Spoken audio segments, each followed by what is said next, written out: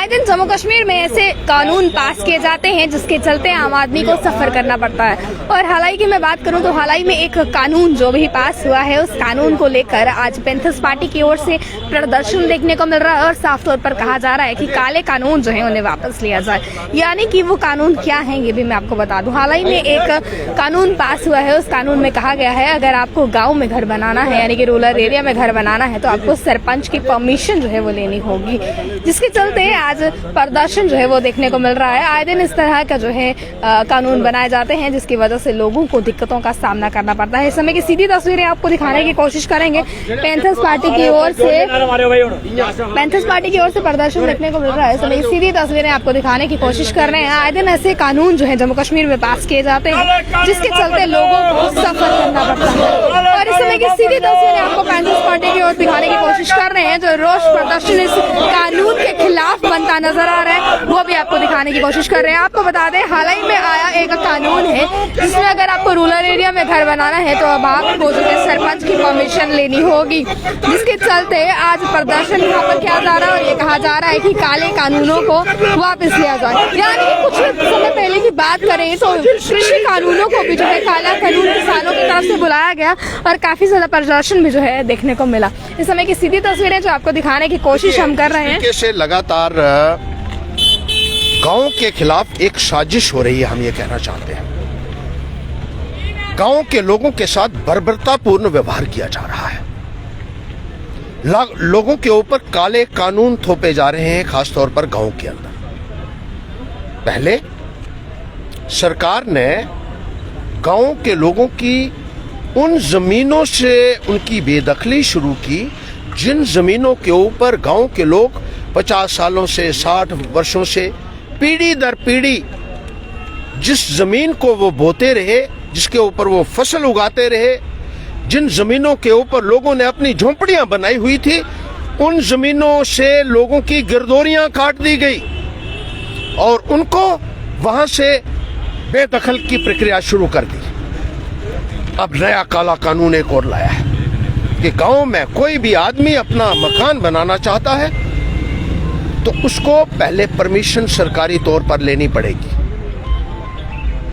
पटवारी से परमिशन लेनी है, ग्राम सेवक से परमिशन लेनी पड़ेगी, सरपंच से परमिशन लेनी पड़ेगी। बड़ी अजीब बात है। अपनी जमीन और अपना पैसा लगाकर कोई आदमी घर बनाना चाहता है, उसको सरकारी दफ्तरों के चक्कर काटने पड़ेंगे। ये हमने आज तक नहीं देखा, ये बीजेपी की हुकूमत में देखने को मिल रहा है।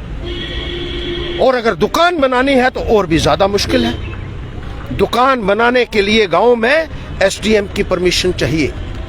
एसडीएम के दफ्तरों के चक्कर काटने पड़ेंगे और एसडीएम कितने दिन बैठता है और कितने दिन मिलता है ये भी लोगों को मालूम है।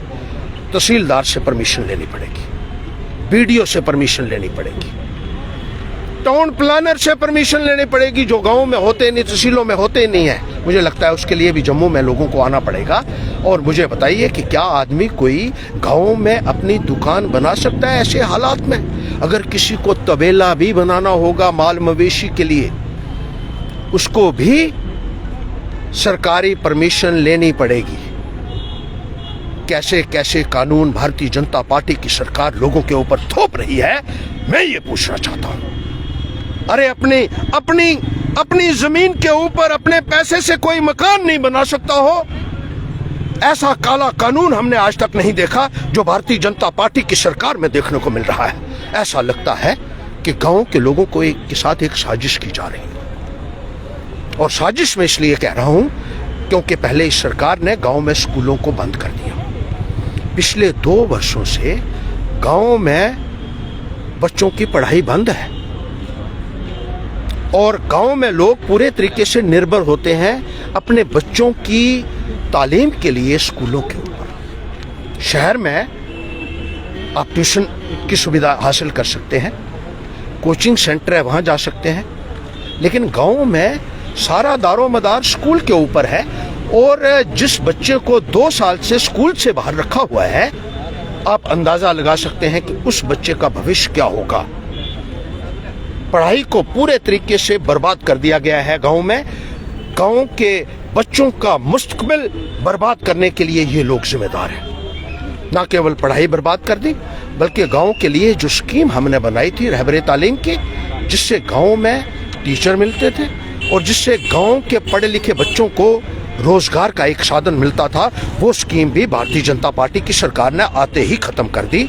और इसलिए मैंने कहा कि एक साजिश ऐसा लगता है कि गांव के साथ हो रही हो। इससे पहले भी आधार कार्ड बनाने के नाम पर गांव के लोगों को इतना प्रताड़ित किया गया, कई महीने और कई साल लोगों को लाइनों में लगाकर इस सरकार ने रखा।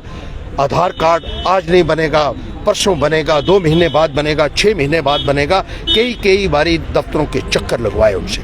फिर कहा आधार कार्ड को पैन कार्ड के साथ लिंक कर दीजिए, फिर कहा आधार कार्ड का बैंक अकाउंट के साथ लिंक कीजिए, फिर कहा आधार कार्ड को राशन कार्ड के साथ लिंक कर दीजिए। 6 महीने लोगों का राशन गांव में बंद रखा इस सरकार ने, क्योंकि आधार कार्ड और राशन कार्ड का लिंक नहीं था। गांव में सुविधाओं नाम की कोई चीज नहीं है। बिजली की प्रॉब्लम, पानी की समस्या, पीने के पानी के लिए लोगों को बारिश का पानी इकट्ठा करना पड़ता है अपने बर्तनों, ये हालत होगी। आपको क्या लगता है कि सड़कों की हालत खराब है, अस्पतालों में डॉक्टर नहीं है, सुविधाएं नहीं है। जम्मू कश्मीर में ऐसे कानून क्यों बनाए जाते हैं जिससे लोगों को देखिए, भारतीय जनता पार्टी पूरे तरीके से फेल हो चुकी है लोगों की समस्याओं को हल करने में। अब लोगों को उलझाए रखना चाहती है कि वो दफ्तरों के चक्कर काटते रहें। अपना मकान बनाने के लिए भी अगर आपको सरकारी दफ्तरों के चक्कर काटने पड़ेंगे तो मुझे बताइए बिजली और पानी की बात कब करेगा। और सरकार यही चाहती है, क्योंकि वो ना लोगों को बिजली दे सकी, ना पानी दे सकी, ना स्वास्थ्य संबंधी सुविधाएं दे सकी, ना राशन टाइम पे मिल रहा है, ना दूसरी जो लोगों की उम्मीदें हैं उनके ऊपर सरकार खरा उतर पाई है। बेरोजगारी की इंतहा हो गई है और महंगाई जो है वो आसमान के ऊपर पहुंच चुकी है। और बीजेपी नहीं चाहती कि लोग इसके बारे में चर्चा करें। इनको उलझाकर रखो, ये अपने ही चक्कर में इनको उलझाकर रखो। सरकारी दफ्तरों के चक्कर काट कर लोगों के जूते घिस जाएंगे, मैं आपको बता दूं, लेकिन उनको इजाजत नहीं मिलेगी मकान बनाने की, दुकान बनाने की। और पैंथर्स पार्टी इस तरीके के काले कानूनों की जहां कड़ी मजम्मत करती है, वहां ये कहना चाहती है कि इस काली सरकार को आने वाले वक्त में भुगतना पड़ेगा। और गांव के लोगों के साथ, गरीब लोगों के साथ, मजदूरों के साथ, किसानों के साथ आप जिस तरीके का एक बर्बरतापूर्ण रवैया अख्तियार किए हुए हैं, उनके ऊपर लगातार एक के बाद एक काला कानून थोप रहे हैं, ये पैंथर्स पार्टी हरगिज़ बर्दाश्त करने के लिए तैयार नहीं है। ये सीधा और स्पष्ट पैगाम हमारा यहाँ इन लोगों को भी है, सरकार को, और जो दिल्ली में बैठे हुए हैं, जो अच्छे दिनों का डंडोरा पीट कर जिन्होंने लोगों के साथ एक घिनौना मजाक किया है, गांव के साथ एक बदला मजाक किया है, उनको भी मैं एक चेतावनी देना चाहता हूं कि आने वाले वक्त में लोग आपको करारा जवाब देंगे। और पैंथर्स पार्टी छाना बछाना इन लोगों के साथ खड़ी होगी, कंधे से कंधा मिलाकर गरीब मजदूर किसान की लड़ाई को लड़ेगी। ये हमारा सीधा और स्पष्ट पैगाम। काले कानून की आप बात कर रहे हैं, और हालांकि अगर अभी बात करें किसान आंदोलन जिस तरह से देखा, 3 कृषि कानूनों को किसान भी जो है काला कानून बुला रहे थे, क्यों लगता है ऐसे फैसले लिए ही क्यों जाते हैं जिसकी वजह से प्रदर्शन देखने को मिले और जिन कानूनों को काला कानून बुला? देखिए, जैसे मैंने पहले ही कहा कि भारतीय जनता पार्टी उलझा के रखना चाहती है लोगों को, कि वो इन्हीं लफड़ों में पड़े रहें और लोगों को असली मुद्दों से ध्यान भटकाया जाए उनका। क्योंकि बिजली की समस्या, पानी की, महंगाई की, रोजगार की समस्या है, उसमें सरकार फेल हो चुकी है और इसी किस्म के कानून बनाकर लोगों को जो है वो उलझा रही है।